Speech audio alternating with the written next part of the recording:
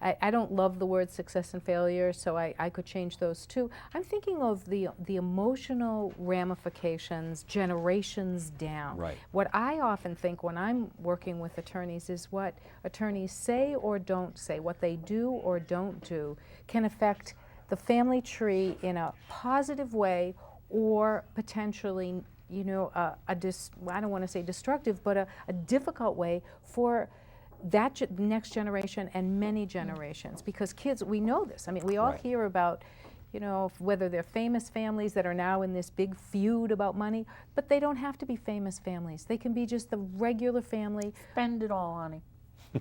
Spend it all and don't leave any Listen, for if anybody. you Well, know that's the one day, option. if you know that magic day, Absolutely. call me the day before. Right.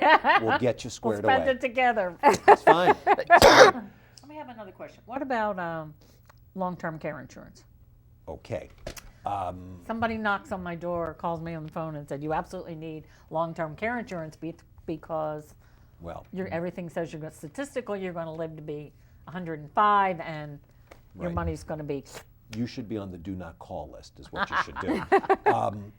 Let me recharacterize that, because it's not about long-term care insurance, it's about the issues of long-term care. Okay. So, people often wonder about, what do I do if I go to a nursing home? And I think that's a valid issue, but I also think the number of years before that are perhaps more important.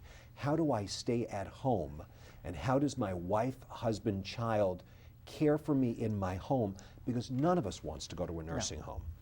And that's, I think, the better discussion. And for families that have a fair amount of wealth, they don't have to worry, because they will be able to afford visiting nurses, maybe a little change to the dwelling to accommodate a wheelchair, and they can afford that. The very poor cannot afford it no matter what we do. Right. So really it's about the middle of the pack, and what does the middle of the pack do? First thing I would look at is long-term care insurance, because long-term care insurance pays for at-home care. And at-home care is really important. If you can afford it, yes, I think it's an intelligent thing to do. And the great news about long-term care insurance is you can dial it up or dial it down. You can buy $200 a day benefit or $400 a day benefit.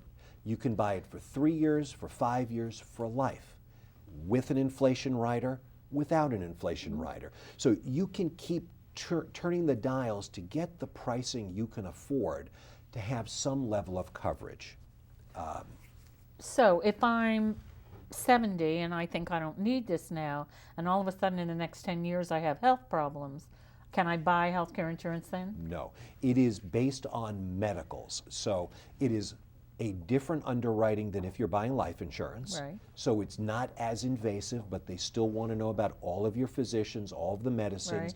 They'll do some phone interview. They may do a little bit of a medical testing, but arguably your family history has as much to do about this as anything else. You know, family members who've had dementia or Alzheimer's. I mean, those are the classic things that they're looking for as they underwrite this. But I will tell you, the pushback from people tends to be that they don't have the ability to afford the insurance. And so let's poke at that a bit. Right. Because if I told you, husband and wife, it will cost you $5,000 a year for the premiums for both of you, you will say to me, I can't afford that. Right. Now, you probably have $1 million something saved, and you have your home, and you can't afford it. And the reason you can't afford it is because you want to pay for it out of your dividend and interest income and your Social Security. And you can't afford $450 a month, and I understand that. But this is not about protecting your income. This is about protecting your principal. So I encourage people to take a little bit of principal each year and pay the premium. Take a little bit out of the bonds and pay the premium. Take a little bit out of someplace and pay the premium. Long-term care insurance makes it so that you can stay at home, takes the financial burden off of your spouse, And your children. and it gives a guarantee that your kids will inherit something. Now, families who don't have it, families who can't afford it, or who aren't medically qualified. Yes, you can worry. I guess we all worry. Beyond worrying, what you do is you talk to a lawyer about other planning techniques, and there are a lot of planning techniques. This is not black and white, we're falling off a cliff if we don't have the insurance. There are things we can do. We can do them 5 years in advance, or we can do them the day you go to the nursing home. The farther in advance we plan, the better result we will get. Okay, so I don't have long-term care insurance, and because I can't afford it, and my alternative is to go into a nursing home. What happens to my people are afraid to go into a nursing home? I'm going to lose all my money. Okay. I have a house. The nursing home is going to get it. Great. All right. Very common misconception. Right. You've got $75,000 in the bank, and you have a house, and you know after not even a year, your money is gone. Right. And the nursing home takes your house. Right. Doesn't work that way. Nursing homes are hotels. You pay a daily rate to stay in their hotel. It's like the Ritz-Carlton. It's $400 a day. Now, when you run out of money, somebody has to pay. So when you are down to $2,000, you qualify for Medicaid, the federal welfare program, and it is welfare. The nursing home does not take your assets. The nursing home does not take your home. And in fact, when you're down to $2,000 and your home, the government doesn't take your home. They put a lien on your home. And if when you pass away, you've used up $80,000 of the government's money, well, that's what has to be paid back when they sell the home. Like a reverse mortgage. Of sorts. Yeah. The good news, when I go to a nursing home, it could be $10,000 to $15,000 a month. When the government's paying, it's $5,000 a month. So the reimbursement to the government is at a 50% rate. So a lot of the planning we do for people who can't get insurance, Right. if you're going into the nursing home, let's figure out a way to get you on Medicaid sooner rather than later, so that when the reimbursement happens, it's at a much lower rate. Okay. That alone will double the length that your money will last. Okay, so people's misconception is that they either have to turn everything over to their children before they go into a nursing home, they have to gift it to somebody, Right. so that they show they don't have any money.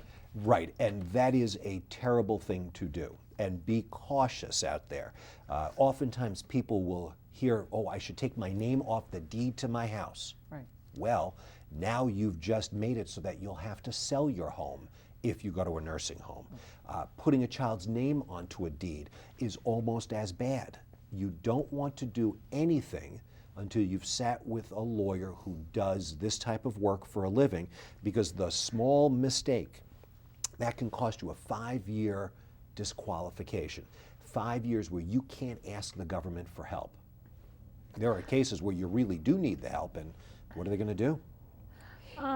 It's tricky stuff, because I know for myself and for friends, it's really hard to stay current and to, if you've executed a will or a trust Right. 15 years ago, then it doesn't occur to the average person that they need to go have that updated. And I'm interested in your thoughts about Right. that.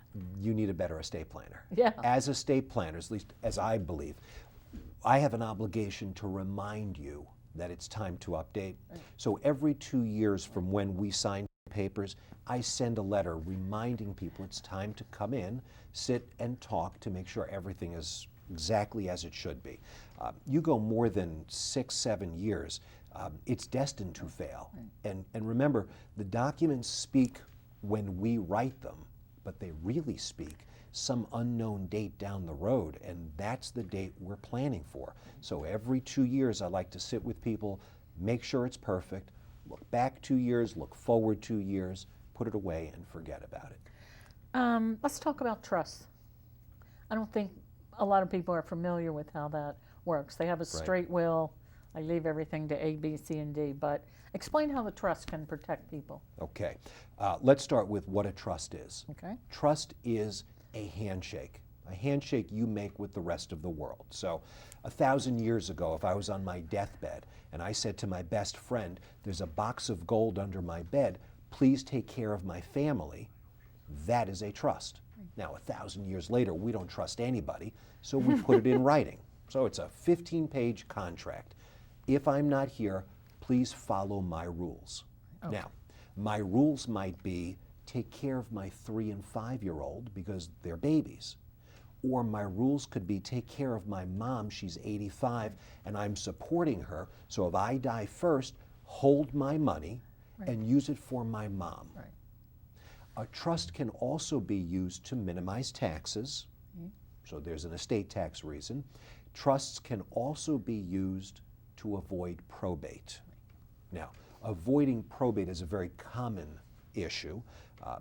Probate is what happens when single person dies and they have a $50,000 bank account.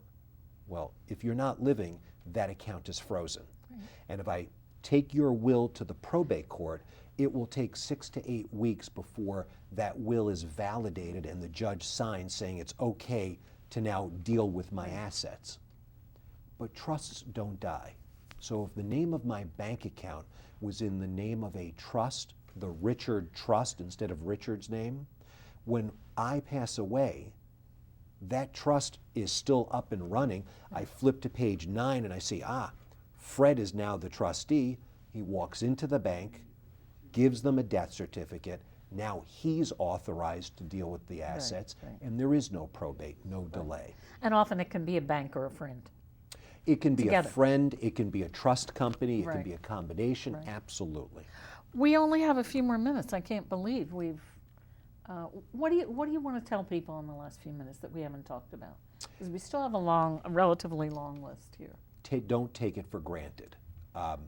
People often think that they don't have to worry about doing their papers because my young children will be fine. Don't worry. Well, that's not true.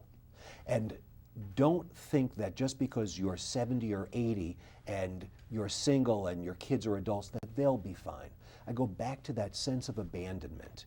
It's partly about you getting things organized, and it's partly about the people you leave behind. And so don't miss the point here that you send a final message. So don't let the final message be, I didn't have time or I couldn't muster up enough gumption to go and do it. Find the right estate planner. It should not be a difficult process. Always find an estate planner that will talk to you the first time for free, that gives you a flat fee quote for the plan. It's not a mystery as to what it takes to get it done. So don't let it be an open-ended, ever going process. That's good advice. And don't procrastinate. No. Truly, I do a pretty good job. It runs about 6 months from the first visit to when we sign our papers because people avoid it. So it should be 30 days, tops. Right. We're not too into discussing things that smack of emotion or death for Right. money. I try never to use the word death. It's always Exactly. passing. Right.